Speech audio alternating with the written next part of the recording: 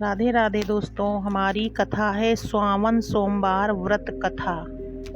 एक नगर में एक बहुत धनवान साहूकार रहता था, जिसके घर में धन की कोई कमी नहीं थी। परंतु उसको बहुत बड़ा दुख था कि उसके कोई पुत्र नहीं था। वह इसी चिंता में दिन रात लगा रहता और पुत्र की कामना के लिए प्रत्येक सोमवार को शिव जी का व्रत और पूजन किया करता था तथा सायंकाल को शिव जी के मंदिर में जाकर शिव जी के विग्रह के सामने दीपक जलाया करता था। उसके उस भक्ति भाव को देखकर एक समय श्री पार्वती जी ने शिव महाराज से कहा, महाराज, यह साहूकार आपका अनन्य भक्त है। यह सदैव आपका व्रत और पूजन बड़ी श्रद्धा से करता है। इसकी मनोकामना पूर्ण करनी चाहिए। शिव जी ने कहा, हे पार्वती, यह संसार कर्म क्षेत्र है। किसान खेत में जैसा बीज बोता है वैसा ही फल काटता है। इसी प्रकार इस संसार में जो जैसा कर्म करते हैं वैसा ही फल भोगते हैं। पार्वती जी ने अत्यंत आग्रह से कहा, महाराज, जब यह आपका अनन्य भक्त है और यदि इसको किसी प्रकार का दुख है तो उसको अवश्य दूर करना चाहिए, क्योंकि आप सदैव अपने भक्तों पर दयालु होते हैं और उनके दुखों को दूर करते हैं। यदि आप ऐसा नहीं करेंगे तो मनुष्य आपकी सेवा, व्रत और पूजन क्यों करेंगे? पार्वती जी का ऐसा आग्रह देख शिवजी महाराज कहने लगे, हे पार्वती, इसके कोई पुत्र नहीं है। इसी चिंता में यह अति दुखी रहता है।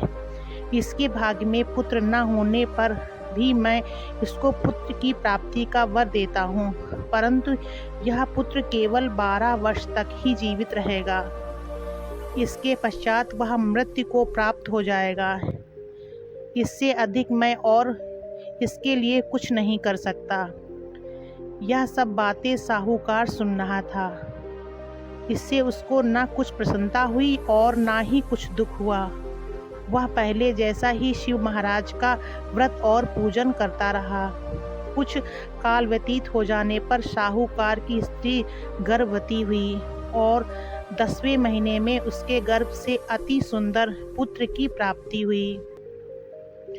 साहूकार के घर में बहुत खुशी मनाई गई, परंतु साहूकार ने उसकी केवल 12 वर्ष की आयु जानकर अधिक प्रसन्नता प्रकट नहीं की और ना ही किसी को भेद बताया। जब वह बालक 11 वर्ष का हो गया तो उस बालक की माता ने उसके पिता से उसका विवाह आदि करने के लिए कहा, तो वह साहूकार कहने लगा कि अभी मैं इसका विवाह नहीं करूँगा। अपने पुत्र को काशी जी पढ़ने के लिए भेजूंगा। फिर साहूकार ने अपने साले अर्थात बालक के मामा को बुलाकर उसको बहुत सा धन देकर कहा, तुम इस बालक को काशी जी पढ़ने के लिए ले जाओ और रास्ते में जिस स्थान पर भी जाओ यज्ञ तथा ब्राह्मण को भोजन कराते जाओ। वह दोनों मामा और भांजे यज्ञ करते और ब्राह्मणों को भोजन कराते जा रहे थे।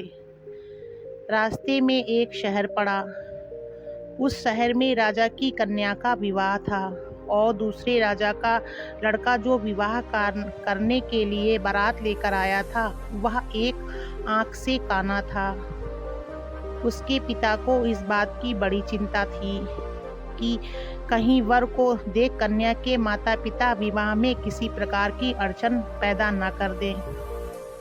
इस कारण जब उसने अति सुंदर सेठ के लड़के को देखा तो मन में विचार किया कि क्यों ना दरवाजे के समय इस लड़के से वर का काम चला लिया जाए।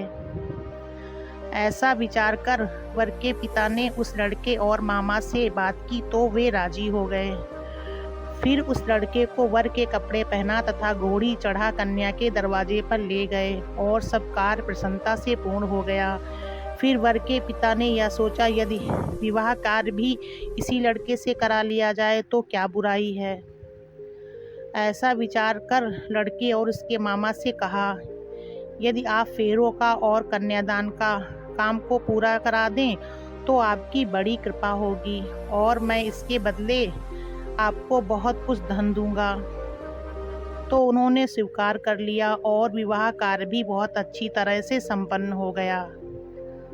परंतु जिस समय लड़का जाने लगा तो उसने राजकुमारी की चुन्नी के पल्ले पर लिख दिया कि तेरा विवाह तो मेरे साथ हुआ है, परंतु जिस राजकुमार के साथ तुमको भेजेंगे वह एक आंख से काना है और मैं काशी जी पढ़ने जा रहा हूँ। लड़के के जाने के पश्चात उस राजकुमारी ने जब अपनी चुन्नी के पल्ले पर ऐसा लिखा हुआ पाया तो उसने राजकुमार के साथ जाने से मना कर दिया और कहा कि यह मेरा पति नहीं है, मेरा विवाह इसके साथ नहीं हुआ है। मेरा विवाह जिसके साथ हुआ है वह तो काशी जी पढ़ने गया है। राजकुमारी के माता पिता ने अपनी कन्या को विदा नहीं किया और बारात वापस चली गई। उधर सेठ का लड़का और उसका मामा काशी जी पहुंच गए। वहां जाकर उन्होंने यज्ञ करना और लड़के ने पढ़ना शुरू कर दिया। जब लड़के की आयु 12 साल की हो गई तो उसी दिन उन्होंने यज्ञ रचा रखा था कि लड़के ने अपने मामा से कहा, मामा जी आज मेरी तबीयत कुछ ठीक नहीं है। मामा ने कहा, अंदर जाकर सो जाओ। लड़का अंदर जाकर सो गया और थोड़ी देर में उसके प्राण निकल गए। जब उसके मामा ने आकर देखा तो वह मुर्दा पड़ा है तो उसको बहुत दुख हुआ और उसने मन में विचार किया कि यदि मैं अभी रोना पीटना मचा दूंगा तो यज्ञ का कार्य अधूरा रह जाएगा। अतः उसने जल्दी से यज्ञ का कार्य समाप्त कर ब्राह्मणों के जाने के पश्चात रोना पीटना आरंभ कर दिया। संयोगवश उसी समय शिव पार्वती जी भी उधर से जा रहे थे। जब उन्होंने जोर जोर से रोने की आवाज़ सुनी तो पार्वती जी कहने लगी, स्वामी कोई दुखिया रो रहा है, इसके कष्ट को दूर कीजिए। जब शिव पार्वती ने पास जाकर देखा तो वहाँ एक लड़का मरा पड़ा था। पार्वती जी कहने लगी, स्वामी यह तो उसी सेठ का लड़का है जो आपके वरदान से हुआ था। शिव जी कहने लगी, हे पार्वती इसकी आयु इतनी ही थी, वह यह भोग चुका है। तब पार्वती जी ने कहा, हे महाराज इस बालक को और आयु दो, नहीं तो उसके माता पिता तड़प तड़प कर मर जाएंगे। पार्वती जी के बार बार आग्रह करने पर शिव जी ने उसको जीवन वरदान दिया और शिव जी महाराज की कृपा से लड़का जीवित हो गया। शिव जी और पार्वती जी कैलाश पर्वत को चले गए। तब वह लड़का और मामा उसी प्रकार यज्ञ करते तथा ब्राह्मणों को भोजन कराते अपने घर की ओर चल पड़े। रास्ते में उसी शहर में आए जहां उसका विवाह हुआ था। वहां पर आकर उन्होंने यज्ञ आरंभ कर दिया तो उस लड़के के ससुर ने उसको पहचान लिया और अपने महल में ले जाकर उसकी बड़ी खातिर की। साथ ही बहुत से दास दासियों सहित और आदर पूर्वक लड़की और जमाई को विदा किया। जब वह अपने शहर के निकट आए तो मामा ने कहा कि मैं पहले तुम्हारे घर जाकर खबर करता हूँ।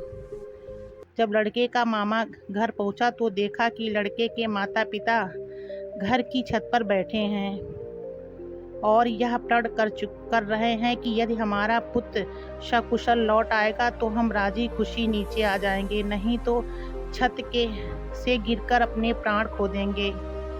इतने में उस लड़के के मामा ने आकर यह समाचार दिया कि आपका पुत्र आ गया है, तो उनको विश्वास नहीं आया।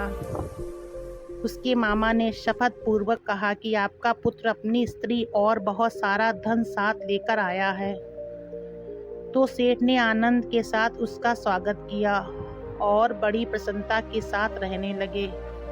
इसी प्रकार से जो कोई भी सोमवार के व्रत को धारण करता है अथवा इस कथा को पढ़ता या सुनता है उसकी सभी मनोकामनाएं पूर्ण होती हैं।